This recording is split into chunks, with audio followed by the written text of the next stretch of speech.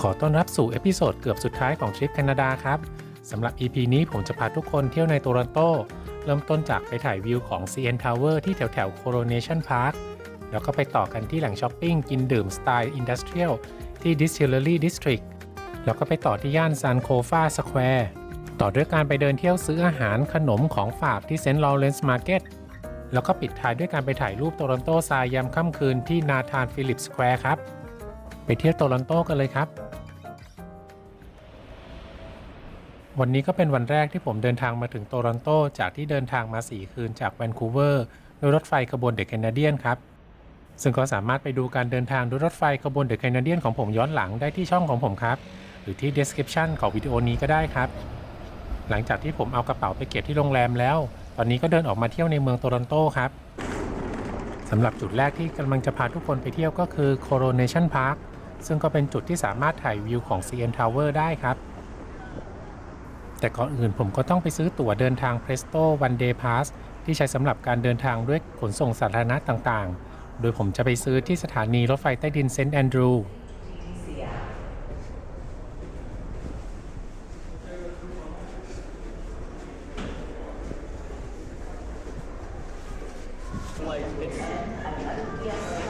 มาซื้อที่เครื่องจำหน่ายตั๋ว Presto ครับ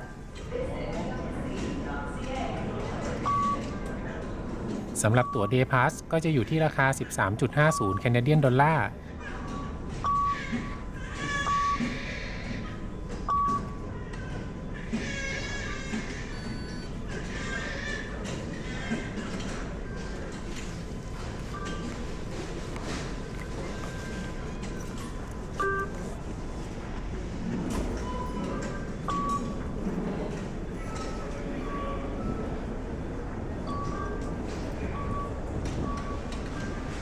เดี๋ยวจะกลับไปขึ้นแทรมที่ด้านบนถนนครับ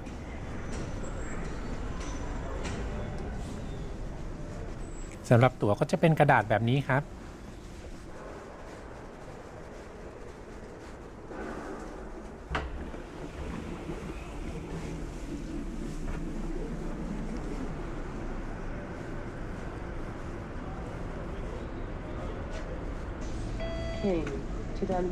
การขึ้นแทรมก็จะต้องแตะตั๋วที่ซื้อมากับเครื่องอ่านบัตร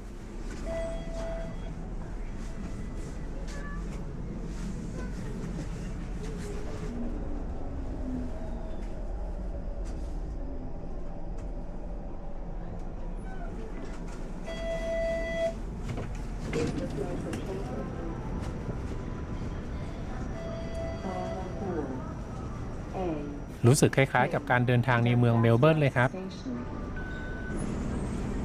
เดี๋ยวต้องไปต่อรถบัสอีกครับ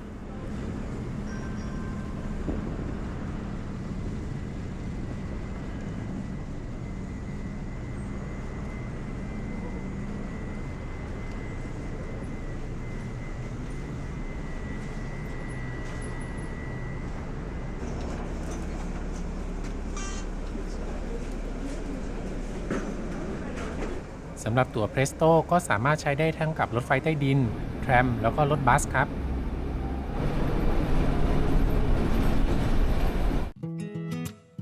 ผมนั่งรถบัสสาย 511B มาลงแถว Prince Gate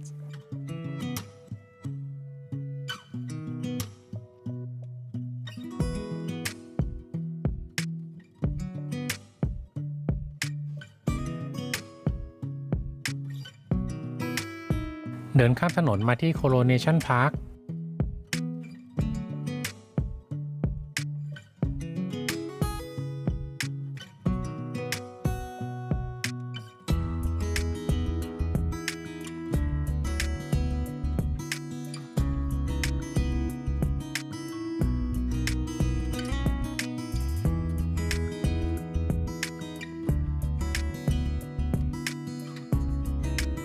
เดินต่อไปที่โตรอนโตอินุกชุก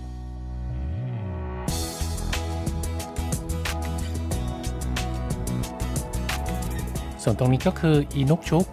ซึ่งเป็นโครงสร้างหินที่สร้างขึ้นตามแบบฉบับชนพื้นเมืองอินูอิตซึ่งที่ตั้งอยู่ตรงนี้สร้างขึ้นเพื่อเป็นอนุสรณ์ในโอกาสวันเยาวชนโลกปี 2002 ซึ่งจัดที่โตรอนโตโดยที่จุดนี้ก็สามารถถ่ายรูปวิวของตึก CN Tower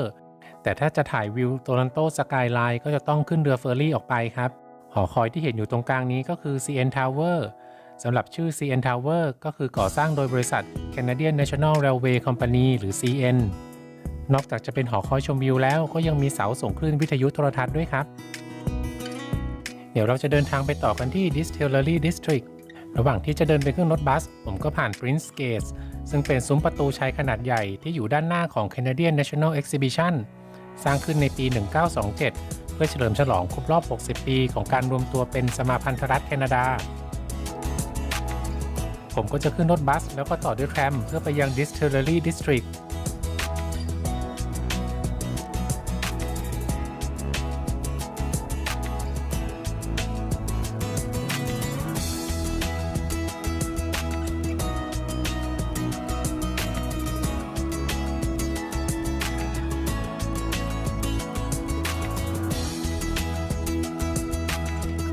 พอลงจากแทรมแล้วก็ต้องเดินไปอีกนิดหน่อยครับระหว่างทางก็เดินผ่านโบสถ์แล้วก็เหลือบไปเห็นตู้ที่มีของหรืออาหารอยู่ด้านในที่ให้คนยากไร้มาหยิบได้ก็นึกถึงในช่วงโควิดที่เรามีตู้ปันสุกครับ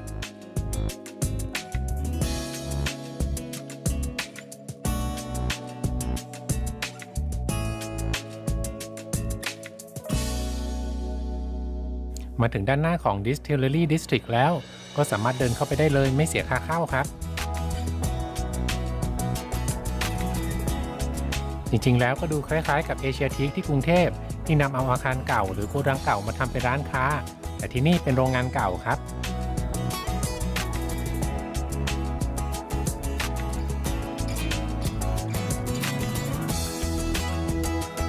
ระหว่างนี้ฝนก็ตกไปปล่อยอยู่ตลอดครับ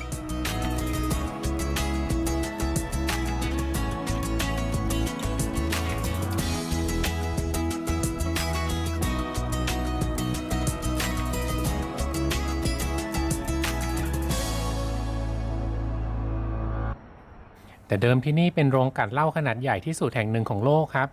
ซึ่งก็เป็นโรงกลั่นเหล้ามาตั้งแต่ปี 1832 จนมาปิดตัวในปี 1990 ต่อมาที่นี่ก็ถูกใช้เป็นสถานที่สำหรับถ่ายทำภาพยนตร์แล้วก็รายการโทรทัศน์ต่างๆกว่า 800 เรื่องจนได้รับฉายาว่าเป็นฮอลลีวูดนอร์ทครับพอในช่วงปี 2001 ก็มี Developer มาซื้อพื้นที่แห่งนี้ไปแล้วก็ปรับเปลี่ยนเป็นศูนย์กลางศิลปะวัฒนธรรมรวมถึงแหล่งบันเทิงร้านค้าต่างๆจนมากระทั่งปัจจุบันครับ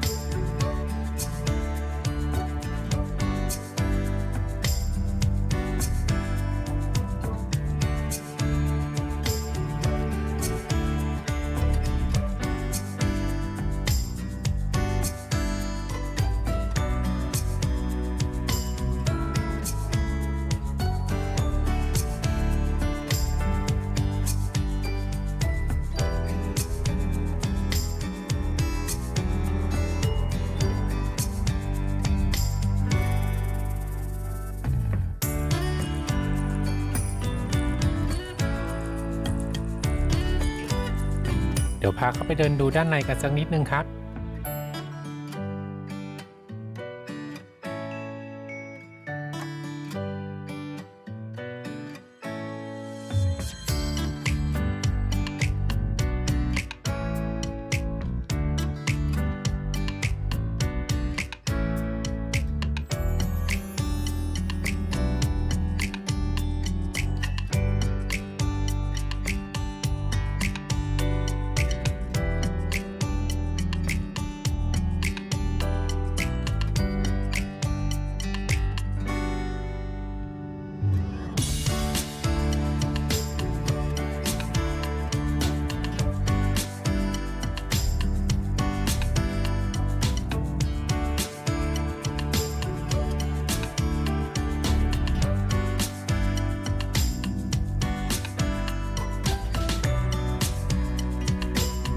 เดี๋ยวผมจะพาไปเที่ยวต่อที่ย่านซันโคฟาสแควร์ซึ่งก็จะต้องขึ้นแทรมแล้วก็ไปต่อรถไฟใต้ดินครับ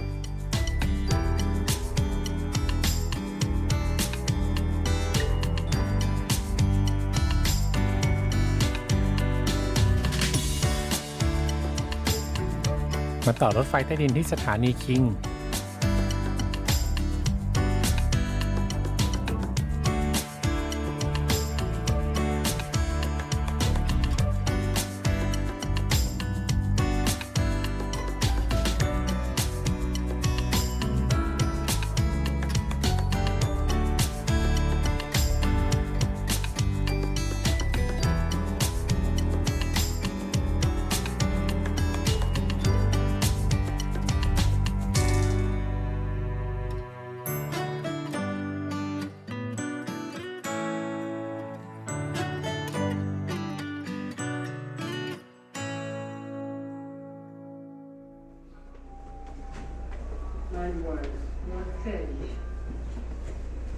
Attention all customers on line 1 Young University. Please be advised train services come to Shopping, Northbound, and that destination. Stand clear of the doors.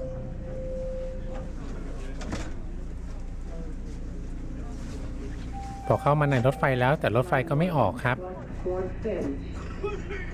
Passengers need to offload this train. This train's out of service. Transit control has instructed me to offload this train. This train's out of service. อยู่ๆก็มีประกาศว่ารถไฟขบวนนี้งดให้บริการแล้วก็ให้ออกจากขบวนรถครับ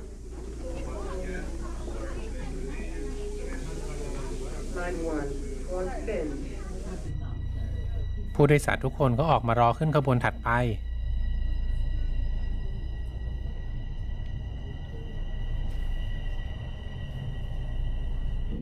แล้วก็มีประกาศว่าเกิดเหตุด้านความปลอดภัยโดยรถไฟทุกขบวนจะสิ้นสุดการให้บริการที่สถานีนี้ครับทุกคนก็เริ่มทยอยเดินออกจากสถานีครับ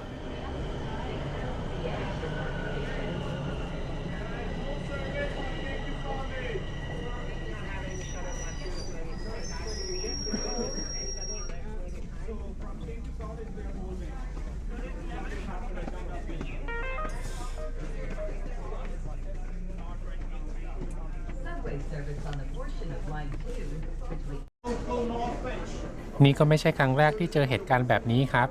ก็เคยเจอแบบนี้ที่ลอนดอนเหมือนกันครับระหว่างนี้ก็ต้องลองหาวิธีว่าจะไปต่อยังไงครับ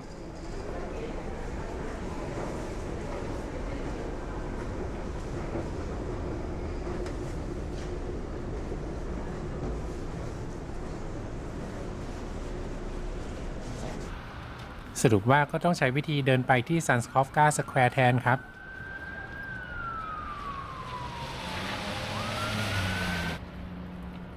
ก็ถือว่าได้เดินสัมผัสบรรยากาศของเมืองโตรอนโตไปด้วยเลยครับ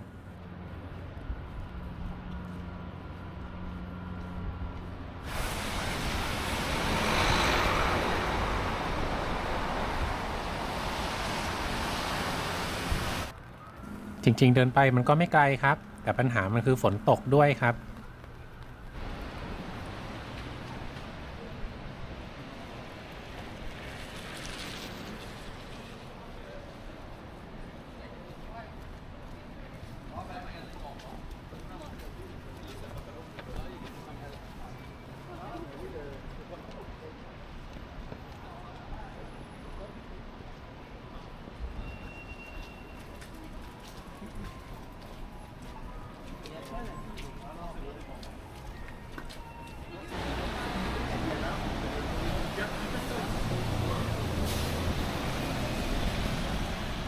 นี่ก็คือร้านเกมสต็อปที่เคยโด่งดังในเรื่องของราคาหุ้นในช่วงแรกๆของสถานการณ์โควิด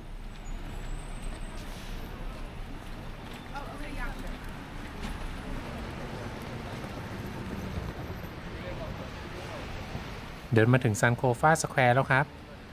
ที่นี่เดิมมีชื่อว่ายังแดนดัสสแควร์เป็นจัตุรัสขนาดใหญ่และเป็นศูนย์กลางกิจกรรมในย่านดาวน์ทาวน์โตรอนโต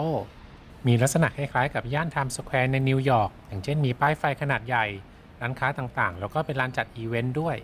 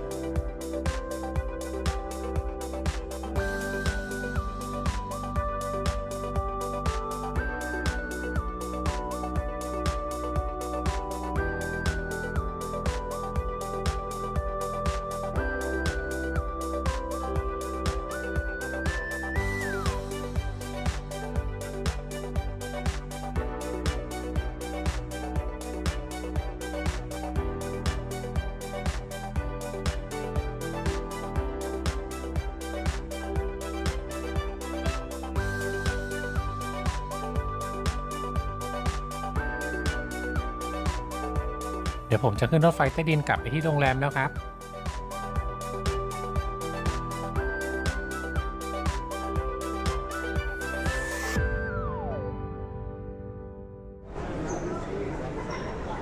มาขึ้นรถไฟใต้ดินที่สถานีดันดัสไปยูเนียนสเตชัน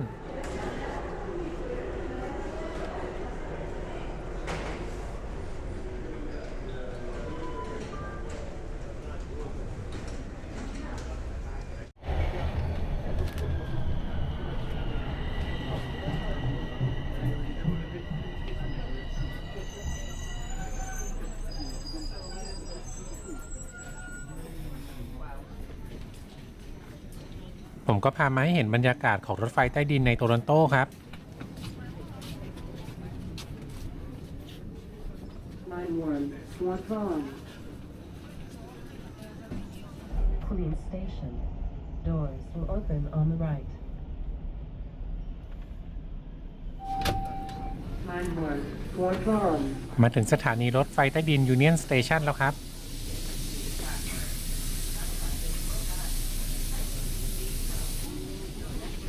Line 1, what's on?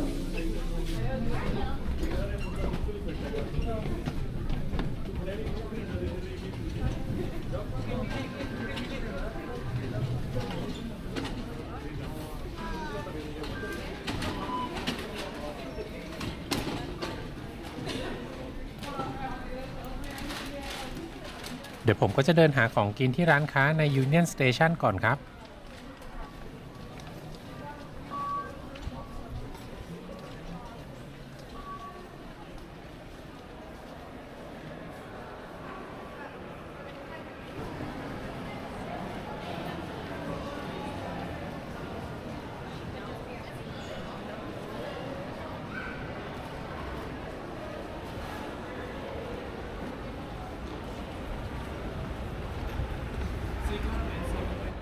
ที่นี่ก็มีร้านกาแฟอาราบิก้าด้วย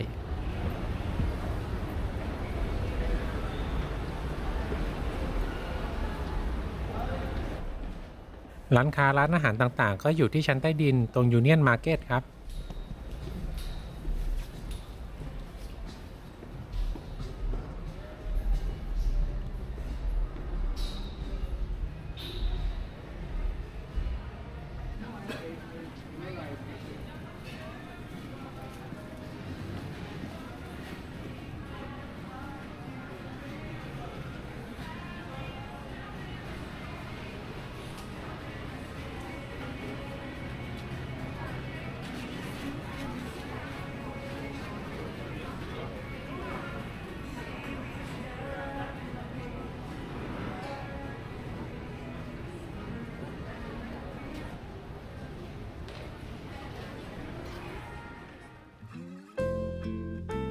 ขับเข้ามาที่โรงแรมแล้วครับสำหรับที่โตรอนโตผมก็พักที่ Union Hotel เป็นโรงแรมที่ตกแต่งได้สวยทันสมัยดีครับ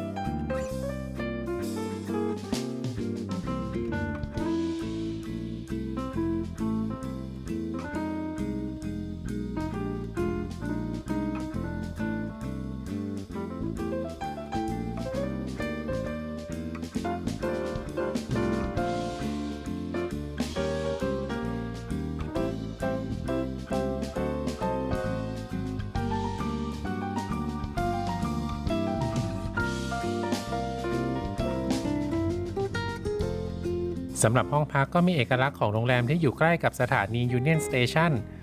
ซึ่งก็จะออกแนวรถไฟหน่อยครับ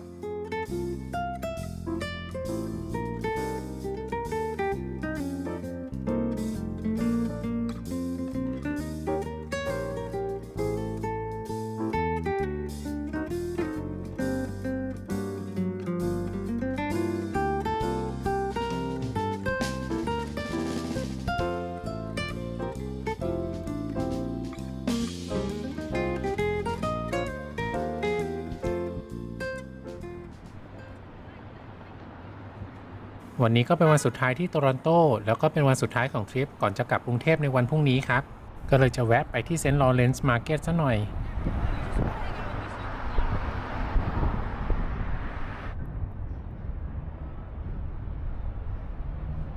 วันนี้เป็นวันอาทิตย์ครับในดาวน์ทาวน์ก็เลยจะดูเงียบเหงาหน่อย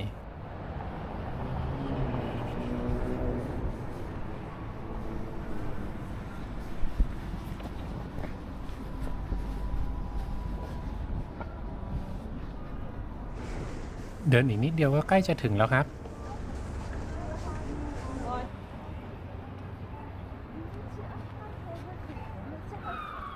มาถึงเซนต์ลอเรนซ์มาร์เก็ตแล้วครับเดี๋ยวเดินเข้าไปข้างในกันเลย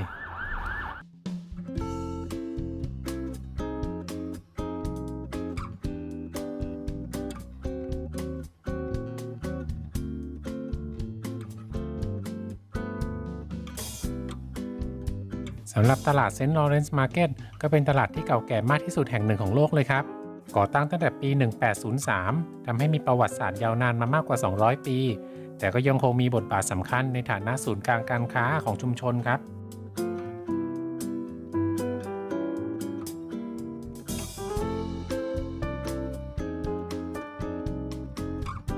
ซึ่งจุดเด่นของตลาดนี้ก็คือเป็นแหล่งรวมอาหารต่างๆทั้งอาหารสดอาหารสำเร็จรูปและขนมครับร้านขนมร้านนี้คนเยอะมากเลยครับซึ่งผมก็แวะซื้อขนมร้านนี้กลับไปกินที่โรงแรมด้วยครับโดยฝั่งหนึ่งจะเป็นพวกขนมเค้กของหวานต่างๆส่วนอีกฝั่งหนึ่งจะเป็นขนมปัง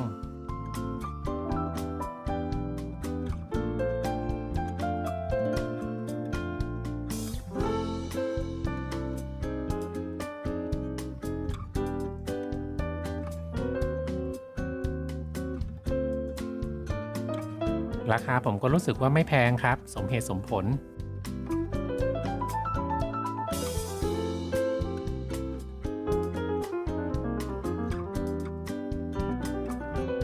ลูกค้าเยอะมากเลยครับร้านนี้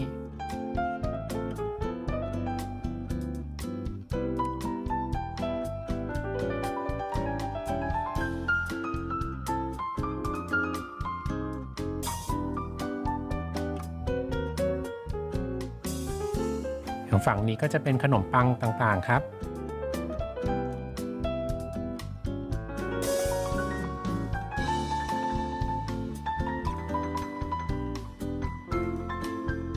ถึงแม้จะเป็นช่วงบ่ายในวันอาทิตย์ซึ่งจะปิดเร็วกว่าวันอื่นๆแต่ก็ยังมีคนหนาแน่นอยู่ครับ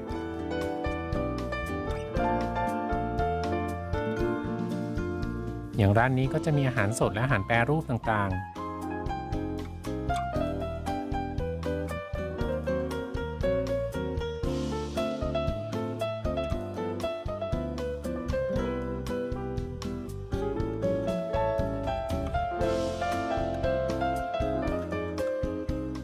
เดี๋ยวลงไปด้านล่างกันครับ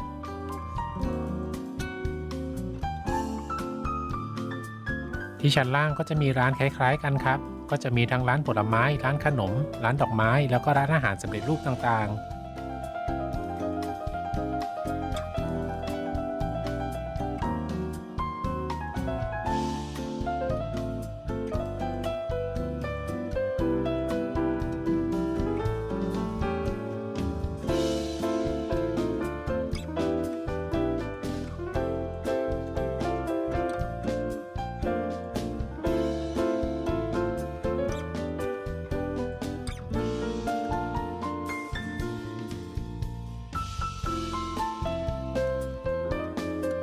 รวมถึงมีร้านขายของฝากด้วยครับซึ่งก็แน่นอนว่าของฝากขึ้นชื่อของแคนาดาก็คือเมเปิลไซรัป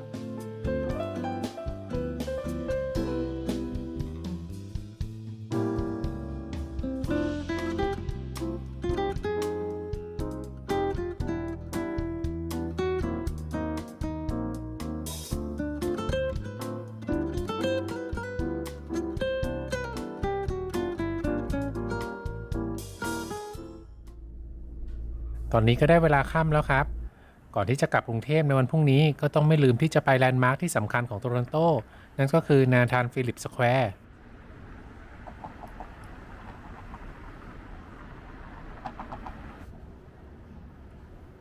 ร้านเดอะเค้กนี้ก็น่าจะดังในโตรอนโตอยู่นะครับได้ยินคนพูดถึงบนรถไฟด้วย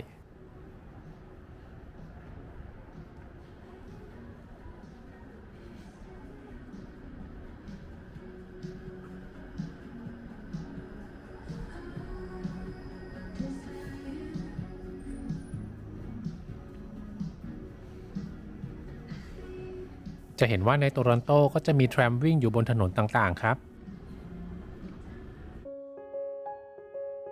มาถึงนาธานฟิลิปสแควร์แล้วครับสำหรับนาธานฟิลิปสแควร์เป็นจัตุรัสสาธารณะที่ตั้งอยู่ใจกลางเมืองโตรอนโตแล้วก็อยู่ด้านหน้าของศาลาว่าการเมืองด้วยครับไฮไลท์ของที่นี่ก็คือป้ายโตรอนโตขนาดใหญ่ซึ่งเป็นจุดถ่ายรูปยอดนิยมติดตั้งมาตั้งแต่ปี 2015 สำหรับการแข่งขันแพนอเมริกันเกมส์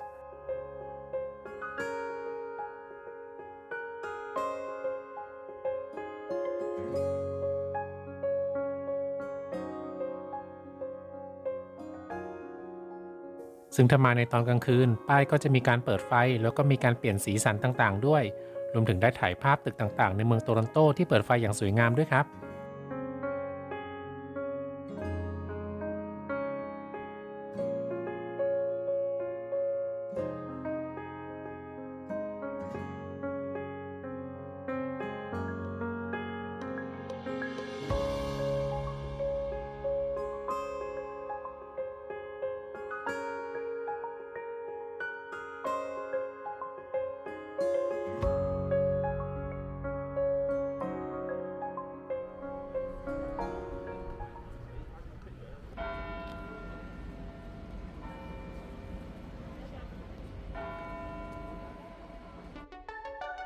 เดี๋ยวผมก็เดินกลับโรงแรมแล้วครับยังงงอยู่ว่าทำไมตึกต่างๆถึงเปิดไฟเยอะขนาดนี้เพราะว่าวันนี้เป็นวันหยุดมองเข้าไปก็ไม่มีคนอยู่ในออฟฟิศเลยครับผมก็เก็บบรรยากาศเมืองโตรอนโตยามค่ำคืนมาส่งท้ายเอพิโซดนี้ครับสำหรับ EP หน้าก็จะเป็นการเดินทางกลับกรุงเทพด้วยสายการบินโคเรียนแอร์โดยผมจะไปขึ้นเครื่องบินที่สนามบินโตรอนโตเพียสันแล้วก็จะไปต่อเครื่องที่สนามบินอินชอนเข้ากรุงเทพครับฝากกดไลค์กดแชร์แล้วก็กดติดตามให้ผมด้วยนะครับ